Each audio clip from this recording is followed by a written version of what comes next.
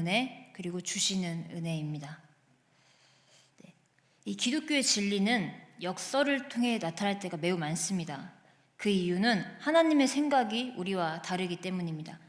본질상 하나님은 창조주이시고 우리는 그에 의해 만들어진 피조물입니다. 이 너무나도 큰 이 차이를 한없이 작은 우리 인간의 이상으로는 절대 이해할 수가 없습니다. 그래서 이 이해할 수 없는 역설을 뛰어넘을 수 있는 것이 나의 이성으로는 이해되지 않아도 하나님의 방법을 받아들이는 하나님에 대한 전적인 신뢰, 오직 믿음밖에 없습니다. 오늘 본문 말씀에서도 이러한 역설에 대해 말씀을 하고 있습니다. 오늘 말씀에서는 하나님께서 주시는 은혜가 이 징계라는 이름으로 온다고 말씀을 합니다. 또 우리가 받는 징계가 오히려 하나님의 자녀라는 것에 대한 반증이라는 것이죠. 근데 이 징계라는 단어 듣기만 해도 별로 유쾌하지 않으시죠? 달갑지가 않아요. 그런데 이것이 우리에게 필요한 은혜를 주시는 하나님의 방법이라는 겁니다. 또한 본문 10절에서도 말씀하듯이 하나님의 거룩하심에 참여하게 되는 과정이기도 합니다. 이 12장의 내용을 잘 이해하기 위해서는 먼저 이 히브리서가 쓰여진 당시 그리스도인들이 처한 상황에 대해서 그 배경에 대해서 좀 아셔야 하는데 제가 간단하고 쉽게 설명을 드리도록 할게요. 이제 이 히브리서가 쓰여지던 시대는요, 유대교하고 기독교가 분리되지가 않던 과도기의 시대입니다. 그러니까 너는 유대인, 너는 그리스도인, 이게 딱 그리스도에게 나눠지지 않던 시대였어요. 그래서 이 히브리서의 수신자들은 그 이방인 그리스도인들이 아니라 원래 유대교였는데 이제 예수님을 믿고 그리스도를 선택한 사람들이었어요. 그래서 이때는 신앙적 긴장감이 극대화가 돼 있던 시기입니다. 히브리서의 수신자들은 유대 공동체 입장에선 어떤 사람들이었을까요? 전통을 버린 배교자였어요. 배교자. 가족과 친족으로부터 배신자 취급을 당하기도 했고요. 회당 출입 제한 또는 추방과 같은 어려움을 겪었습니다. 이 당시에 추방이라는 것은 공동체로부터 이제 분리된 그런 이제 어려움을 겪게 되는 일이었죠. 조상들의 하나님을 버렸다는 비난을 받았습니다. 이런 상황 속에서 신앙생활을 했다라는 것을 전제로 보셔야 합니다. 이뿐만이 아니라 당시 로마의 압제 가운데 있었잖아요. 로마인들에게 당시 예수님을 믿는 사람들은 좋은 이미지가 아니었어요. 처음에는 유대교는 로마가 인정한 종교잖아요. 근데 처음에는 로마인들이 유대교에 분파겠구나 생각을 했는데 보니까 분파가 아닌 거예요. 그래서 점차 유대교의 분파가 아닌 별도의 집단으로 인식하게 되면서 유대교의 보호 속에서 이탈하게 되었습니다. 즉, 이 수신자들은 유대인들에게는 배교자라는 취급을 받고 로마 사회로부터는 검증되지 않은 신흥 종교 집단으로서 이중으로 배제된 상태였습니다. 또한 이 시기 사람들은 부활 이후, 그러니까 초대교회 때는 예수님이 곧 오실 거라는 재림에 대한 기대가 널리 퍼져 있었어요. 이런 상황 속에서 예수님이 오시겠지, 곧 오시겠지 하고 버티는데 안 오시는 거예요. 안 오세요, 예수님이. 6장 10절의 말씀을 보시면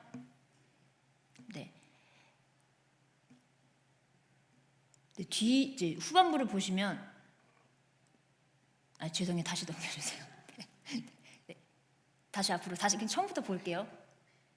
하나님은 불의하지 아니하사 너희 행위와 그의 이름을 위하여 나타낸 사랑으로 이미 성도를 섬기고 있는 것을 알고 계시다는 거. 이런 고난 속에서 하나님의 사랑을 행했고 성도를 섬기는 삶을 살고 있었는데 뭐가 문제예요? 계속 고통은 오고 기다리는 예수님이 오질 않으시는 겁니다.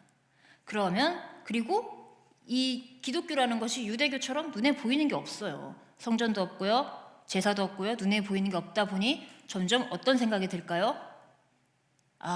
옛날이요. 돌아가고 싶은 거죠. 그래서 돌아가야 하나? 잘못됐나? 이거 아닌가? 이런 이제 고민 속, 그런 갈등 속에서 있던 사람들에게 쓰여진 이제 서신서입니다. 그러므로 히브리서 전체에서는 이런 말씀들이 계속 반복됩니다. 뒤로 물러가지 마라. 너는 이미 그리스도를 통해서 영혼을 구원함에 이르는 그 믿음을 이미 가지고 있는 자가 아니냐. 뒤로 물러가 멸망할 자가 아니고 영혼을 구원함에 이르는 그 믿음을 이미 가지고 있는 자다. 예수를 받았기 때문에 이미 그 믿음을 가지고 있는 자이니 이런 고난으로 인해 뒤로 물러가지 마라. 흘러 떠내려가지 않도록 주의해라 라는 말씀이 계속해서 나옵니다. 비록 예수님이 바로 오시지 않고 너희의 상황이 어려워도 견뎌야 한다. 그래서 이런 상황 속에서 너희가 예수님을 떠나선 안 되는 이유를 1장부터 쭉 설명을 하고 있습니다. 전체의 내용을 아주 짧게 요약하면 이렇습니다. 이 예수는 천사보다 크신 분이다. 이 예수는 너희가 그렇게 위대하게 생각하는 모세보다도 크신 분이다. 이 말씀을 구약의 율법과 제사법을 예로 들어서 예수님이 완전한 대제사장 되시고 완전한 제물이 되셨다. 율법을 다 이루신 구원자였다라고 말씀합니다. 이처럼 히브리서는 예수님께서 완전한 제물로 모든 율법을 이루셨음에 대해 1장부터 10장까지 쭉 다루며 예수님을 믿는 이 길이 맞다에 대해서 상기시켜주고 이들의 신앙을 독려합니다. 너희들의 어려움을 부정하지 않는다. 그러나 그것을 감내해낼 만큼 예수님을 믿는 것이 가치가 있다는 거예요. 그 고통 맞는데 그 고통 감내할 만큼 이것을 믿는 게 가치가 있다. 왜죠? 예수님이 생명이시기 때문입니다. 영혼을 구원에 이르게 하는 분이시기 때문입니다. 예수님을 통해 구원받은 후에도 겪는 너희 힘듦과 어려움과 고난을 안다. 그럼에도 견뎌야 한다라고 계속해서 반복해서 말씀을 합니다. 12장 2절의 말씀 보겠습니다. 2절의 말씀을 보시면 믿음의 주요 또 온전하게 하시는 이인 예수를 바라보자 라고 말씀을 하는데요. 이 견딤의 시간을 너희 힘으로 하라는 것이 아니고요. 앞서 1장부터 10장까지 예수님께서 하신 구원 사역에 대해 설명을 했잖아요. 그 후에 그 완전하신 예수님이 어디 있느냐 지금. 비록 그의 육신은 하늘로 올라갔을지라도 성령으로 너희 안에 임마누엘 함께하고 계시지 아니하냐. 그러니 믿음의 주인이 되시고 온전하게 하시는 그 예수 그리스도를 바라봄으로 그 고난을 견뎌내라 라고 독려를 하고 있습니다. 이후 이어지는 3절부터는 생명을 얻었지만 여전히 감내해야 하는 현실의 어려움들을 징계라는 이름의 은혜라고 사실 말씀을 하고 있어요. 히브리서 12장의 말씀이 이렇게 들려요. 너희가 지금 겪는 고난의 길은 잘못 가서 받는 벌이 아니다. 오히려 이 길이 참된 길이기 때문에 고난을 받는 것이다. 그들은 묻고 있습니다. 이 길이 참이라면, 이 길에 정말 생명이 있다면 왜 이렇게 힘이 든 겁니까? 다시 돌아가야 하는 것 아닙니까? 하나님이 우리를 버리신 것 아닙니까? 히브리서는 답합니다. 이 길이 맞기 때문에 힘이 드는 것이다. 여기서 우리는 우리의 생각과 하나님의 방법이 여기서 이제 우리의 생각과 하나님의 방법이 다르다는 것이 드러납니다. 오늘의 제목과 같이 우리가 기대하는 은혜는 하나님의 주시는 은혜와 완전히 달라요. 우리의 생각은 이렇죠. 이 길이 맞다면 좀 쉬워야죠. 하나님의 아버지시라면 제가 필요한 걸 주셔야 하잖아요. 그러니 하나님 이것도 주시고요. 저것도 주시고요. 먼저 제 삶을 좀 편안하게 해주세요. 그러면 그 다음에 제가 하나님을 믿겠습니다. 이 기도가 뭐예요? 하나님 이거 해주세요. 그러면 저도 이렇게 할게요. 라고 조금 조건을 거는 거죠. 그러나 하나님께서는 이렇게 응답을 하세요. 5절 6절의 말씀입니다. 여기는 함께 읽겠습니다. 또 아들들에게 권하는 것 같이 너희에게 권면하신 말씀도 잊었도다. 일렀으되 내 아들아 주의 징계하심을 경히 여기지 말며 그에게 꾸절함을 받을 때 낙심하지 말라. 주께서 그 사랑하시는 자를 징계하시고 그가 받아들이시는 아들마다 채찍질 하심이라 하였으니. 네. 반복되는 단어가 아들 그리고 징계입니다. 5절에서는 아들에게 하는 것 같이 너희에게 권면하고 계시다. 이게 무슨 말씀이요? 너희도 아들이다라는 거죠. 주의 징계와 꾸절함을 받을 때 낙심하지 마라. 너희가 이것을 받는 이유는 어떤 자를 징계하신다고 말씀해요? 그가 사랑하는 자를 징계하시고 아들로 받아들이는 자에게 채찍질을 하신다는 겁니다.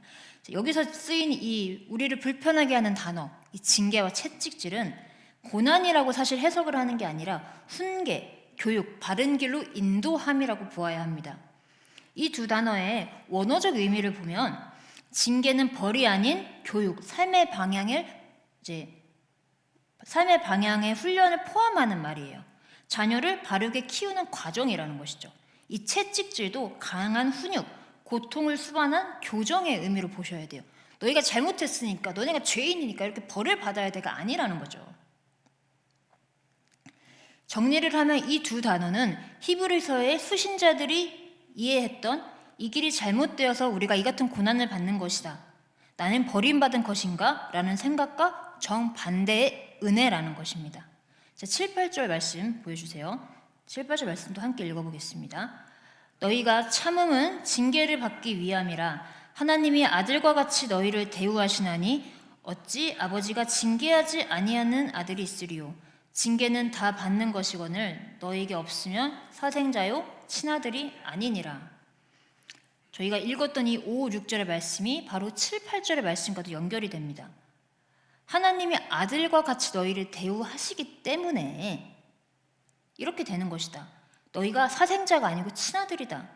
그러므로 이게 없으면, 오히려 이것들이 없으면 친아들이 아니라는 것이죠. 초점은 징계와 채찍이 아닌 사랑하는 자, 아들에게 주시는 것이 무엇이냐는 거예요. 주시는 것이 사랑이고 은혜인데 우리가 원하지 않는 방식으로 온다는 거예요.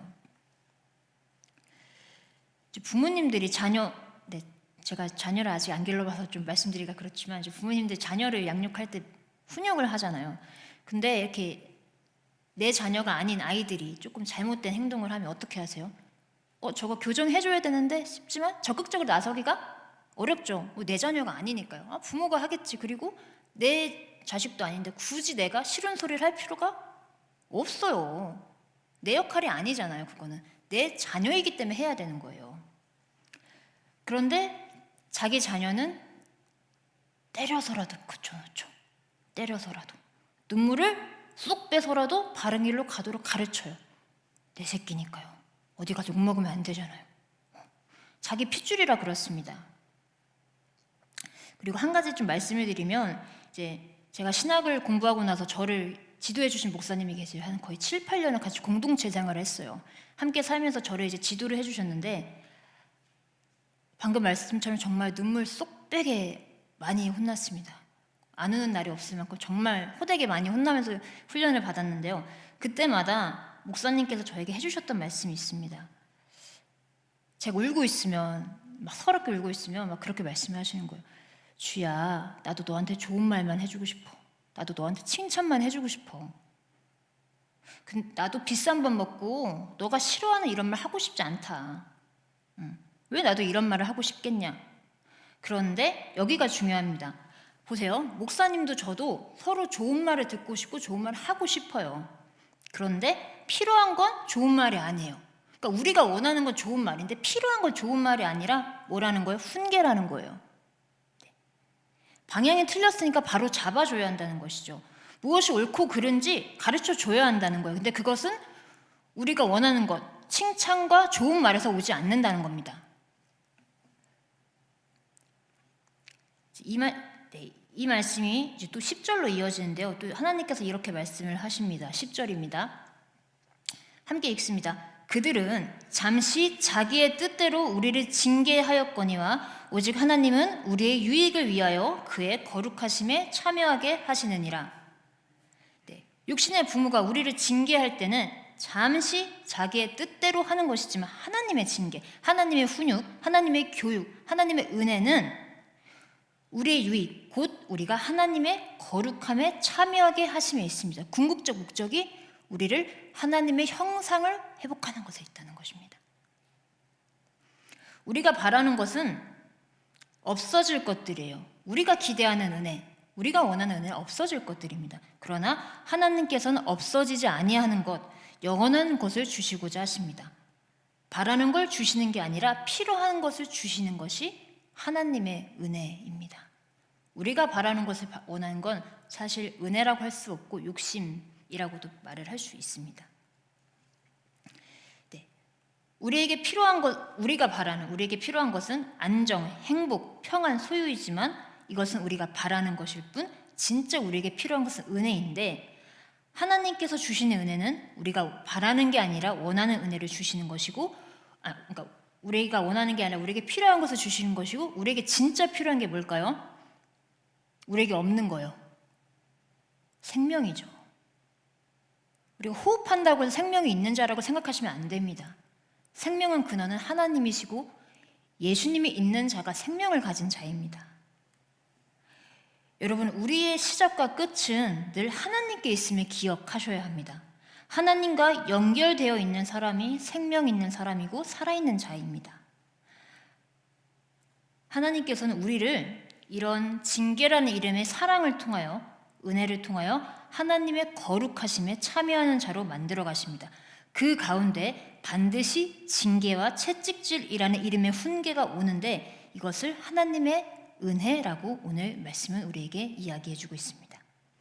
이제는 우리도 이것이 하나님 방식의 은혜이구나 라고 받아들일 수 있는 시각이 열려져야 합니다. 여기까지 정리를 해보겠습니다. 징계와 채찍은 무엇이다? 하나님의 은혜다. 그리고 왜 받는 것이다? 우리가 아들이기 때문에 받는 것이다. 다만 우리가 바라는 것을 주시는, 기대하는 은혜가 아니라 필요한 것을 주시는 은혜라는 것을 반드시 기억하셔야 합니다. 여러분들도 히브리서 이 수신자들이 겪었던 예수님을 믿는 과정에서 나를 버리셨나? 왜 이런 일이 있나? 하는 생각이 드실 때가 당연히 있습니다. 그런 상황을 만나실 때 또는 그러한 상황 가운데 계신 분들이 계시다면 오늘 이 말씀을 통하여 내가 아들이기 때문에 아들임으로 그 하나님의 거룩하심에 참여하게 하시려고 주시는 은혜이구나, 이렇게 사고를 전환하시는 시간 되시기를 원합니다. 그러면 고통이 은혜로 바뀌어져요.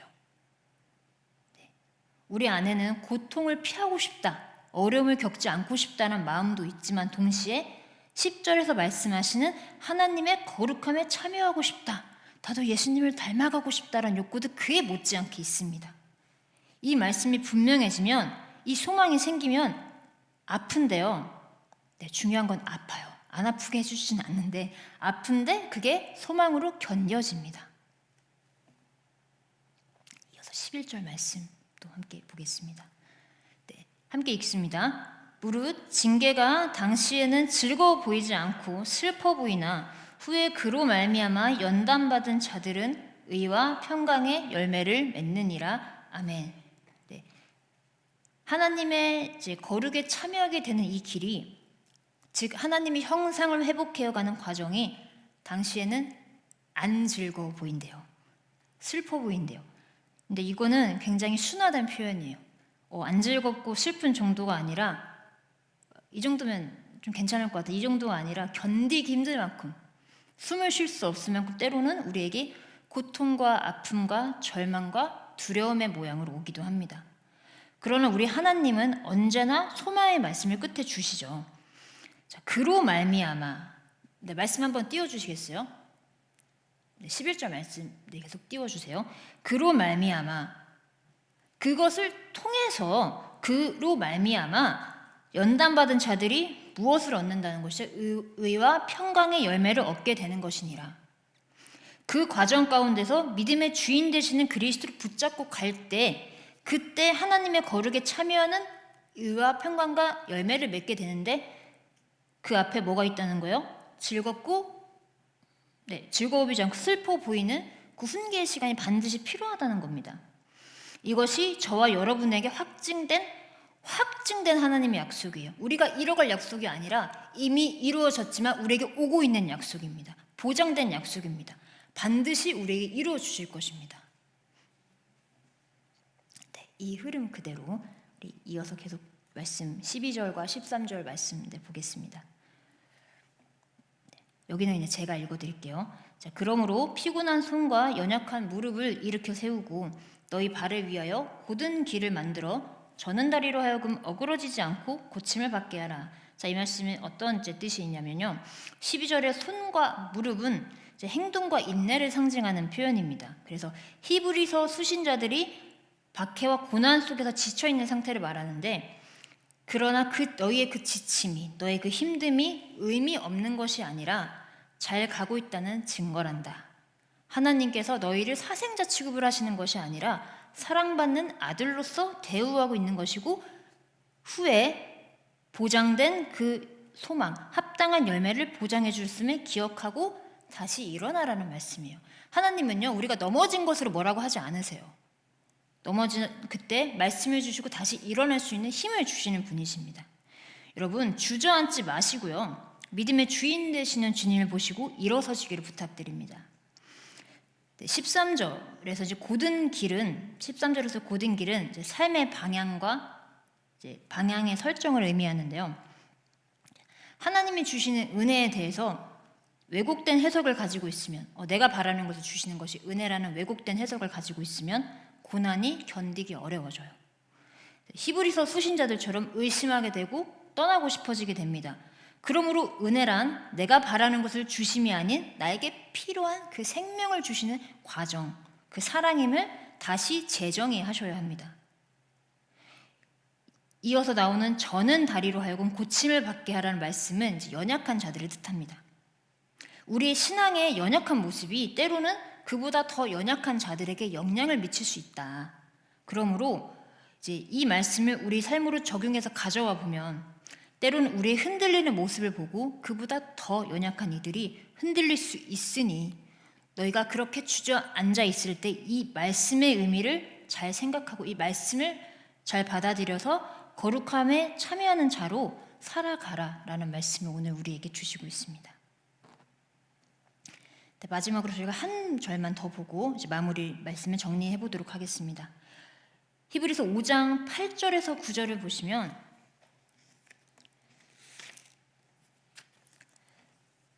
여기는 같이 읽어볼게요.